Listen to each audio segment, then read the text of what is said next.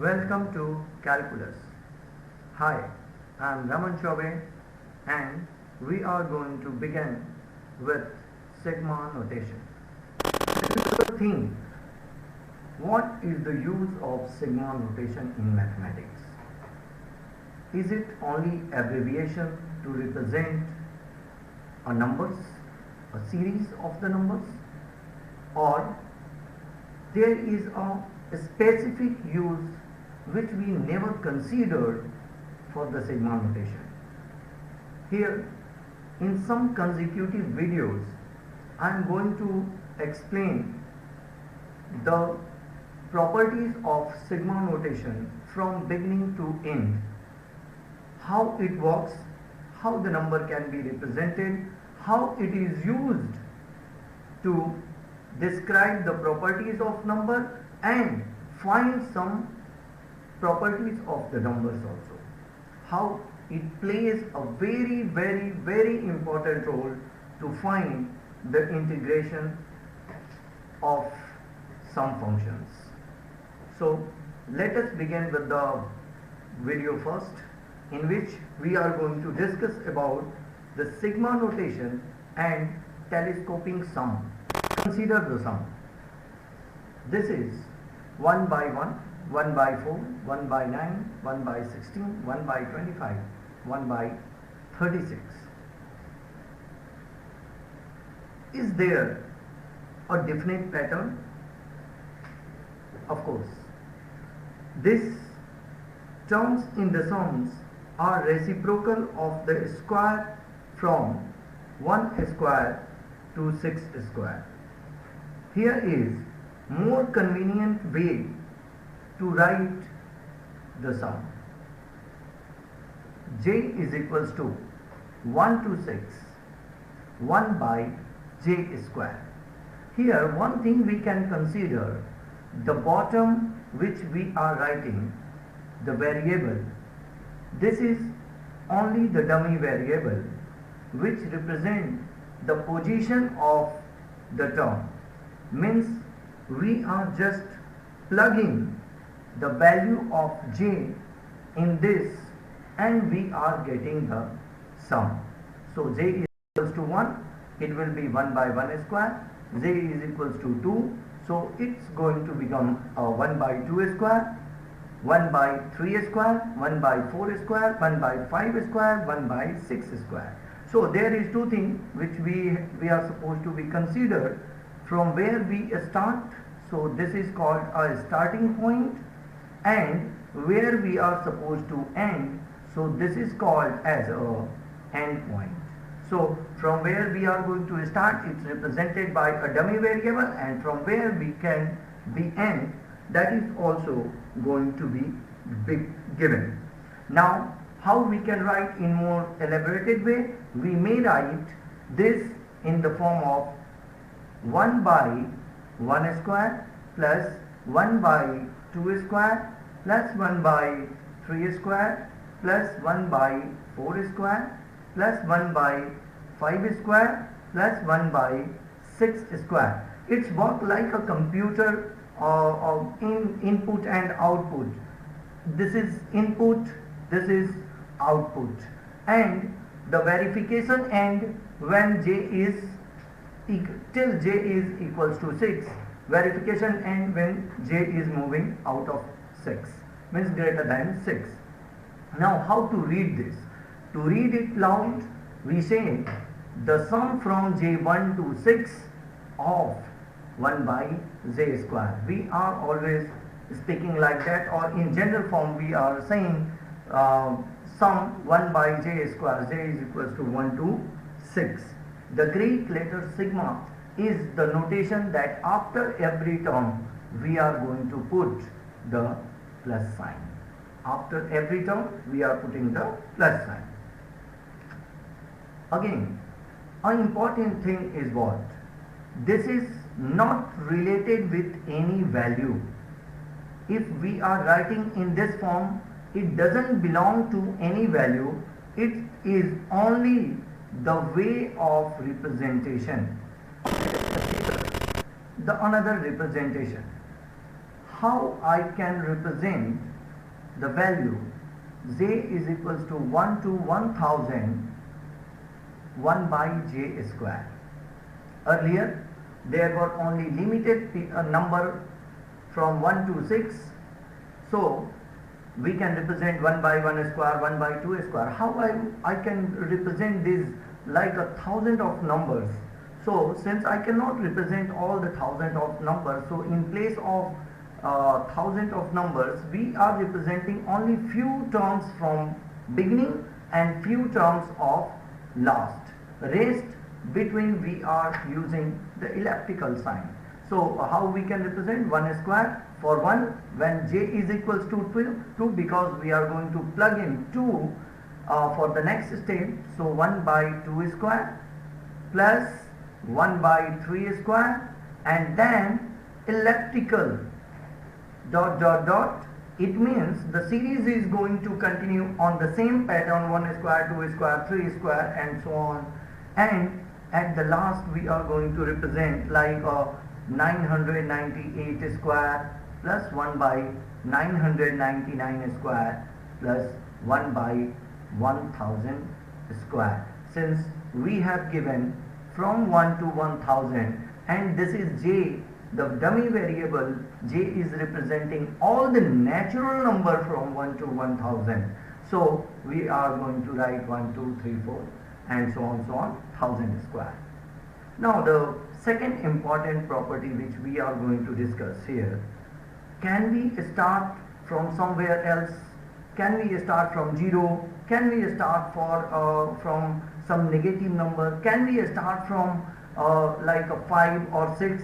Of course, we can represent the numbers from any number onward. Like we can start j is equals to 5, 200, 1 by j square. And how we can represent 1 by 5 square plus 1 by 6 square plus 1 by 7 square plus dash dash 1 by 100 square. The beginning and the end should be there. And here one more thing we should notice always, we are keeping the natural number, means the whole number one after the other. 5 we cannot, we may write 5.5, but there is the another. This is always going to refer as a whole number, 5, 6, 7, 8, 9, 10. Okay, the values can come depend on the properties of the function. Now how much it will go? Can it go for infinite? Of course it can go for infinite, or it may go for a fixed number of or range which is not usually fixed. Like I may start from I is equals to 1 to infinite I square, which means 1 square, 2 square, 3 square, dash dash dash. And here I cannot write infinite square, because infinite, I don't know what is the value of infinite. So I may write n square, n plus 1 square, but I am not going to write infinite square, because infinite is not a number. We are keeping always the number, not beyond the number. On the same way, we may start from 0 also, like we can consider I is equals to 0 to 5 I minus 1. So what will be the value, what will be the term when we are going to put I is equals to 0? So 0, 0 minus 1, which means plus the next term when I is equals to 1. So 1, 1 minus 1 plus, then I will be 2. So 2, 2 minus 1 plus dash dash dash, last 5, 5 minus 1. And so the series will be 0 multiplied by any number means 0, then 1 multiplied by 0 is 0, plus 2 multiplied by 1 is 2, plus dash dash dash, last is 5 multiplied by 40, 4 is 20. This is the series. Our next property of sigma notation is the property related to the variable. As we know the j is dummy variable. It is just a temporary placeholder called the index of summation. This is called index of summation that runs through the integer from 1 to 5. For this question, this is 1 to 5. For the any other question, the upper bound. So the variable never matters. If I have written j is equals to 1 to 5 1 by j square, it will same as if I will write k is equal to 1 to 5 1 by k square, and this will be same as if I am writing L is equals to 1 to 5 1 by L square. So variable representing with the variable never matters. And the second and the important thing, whenever we are representing the summation to a particular point, we are always try to write first three beginning number terms and last three terms. Like first term will be 1 by 1 square plus 1 by 2 square plus 1 by 3 square, and then we may write last 2-3 terms. So last 2-3 term will be I can consider n minus 2 whole square plus n minus 1 whole square and plus 1 by n square. Okay, so till now we have studied how to represent the numbers when the summations are given, what is the meaning of summation, and how we can convert the summation in the form of series, and how we can represent the series in the form of sum. Now let me move with another important topic. What is the meaning if there is no variable in the terms like 1 to 5 and only a constant? What does it mean? This means the first term value is 4, second term value is 4, third term value is 4, fourth term value is 4, and fifth term value is 4. So I may write 1, 2, 3, 4 and 5 because there is a 5 term. So I may write 5 multiplied by 4 is equals to 20. So the value we are not considering here. Here the sigma notation is only to represent the series. Don't get the value. So if constants are there, and if I have written j is equals to 1 to n and constant any, suppose 5, so the value will be 5 times and n times 5. So this will be, nth term will be 5. This is the first term, this is the second term, this is the nth term. So nth term till nth term, sum of 5 that can be represented by 5 multiplied by n. Now from here we may ask that how many terms are there when I am writing. From here it's okay, I am asking from 1 to n, it's okay to answer there is a n term. But we are going to consider number of terms involved in sigma notation when it's not starting from a 1. Suppose a sigma notation starts from q is equals to 100 and reaches till 1000, and constants involved. So particularly constant means 1, 1 plus 1 plus 1 plus 1. How many times? This is which term? This will be first term, this will be second term, what will be this term? Pause the video, think about that. Which term will be the last term? We are going to start 100. So if you will consider here, in general the number of terms are just one more than the difference from both upper limit to lower limit. So here if upper limit is 1000 and lower limit is 100, so the difference is equals to 900, and hence number of terms will be one more than number of terms will be one more than the difference, which is 901. So there are total number of terms are 901. Here we may formulate the number of term, how to get the number of terms. Suppose q is equals to a to b, so this should be b minus a plus 1 will represent, this will represent the number of term involved in any sigma notation. Okay, so let me see how we will write this in the form of sigma notation. So if I am thinking to write in the form of sigma notation, so first I will consider a sigma notation and then a dummy variable. The dummy variable can start from anywhere, but here I am just starting from 1. Then rest, what will be the upper bound, what should be the inside the index, that is depend on our question. So first we are thinking for the terms, what are the variable terms. Here I can see the sine function is fixed. So variable is the angle 1, 3, 5, then 7, 9.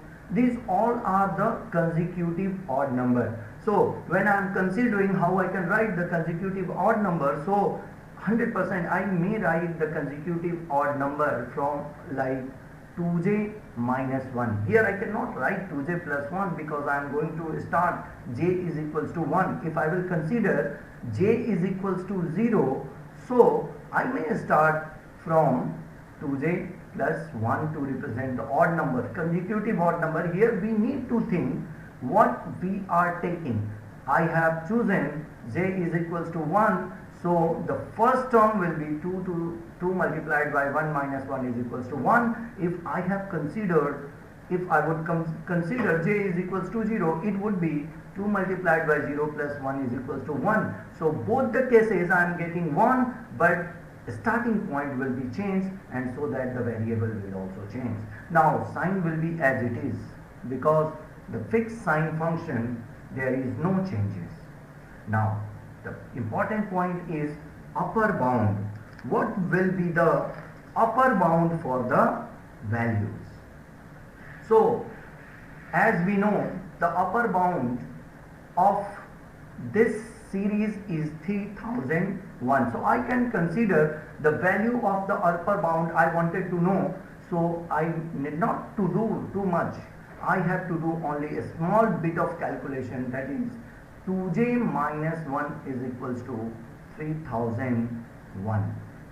And when I will transfer 1 minus 1 from here to there, it will be 2j is equals to 3002. And hence j is equals to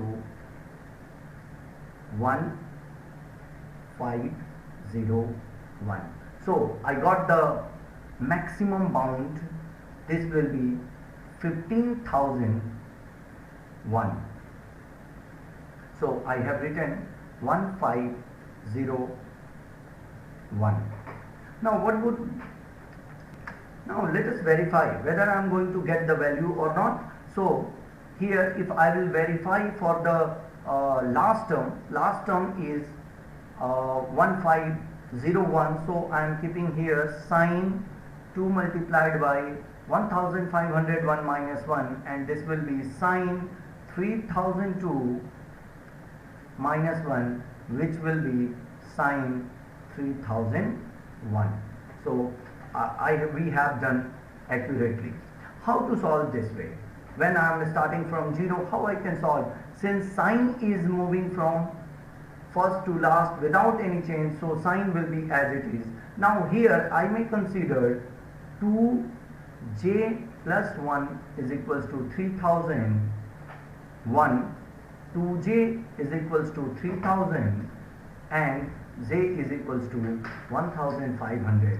So I got the upper bound for this way is 1500. You may consider that here the first means the difference between these are 1500 plus 1 means there are total number of terms are 1501, and here also 1500 minus 0 is 1500, and when we are adding 1, so it's altogether become 1501.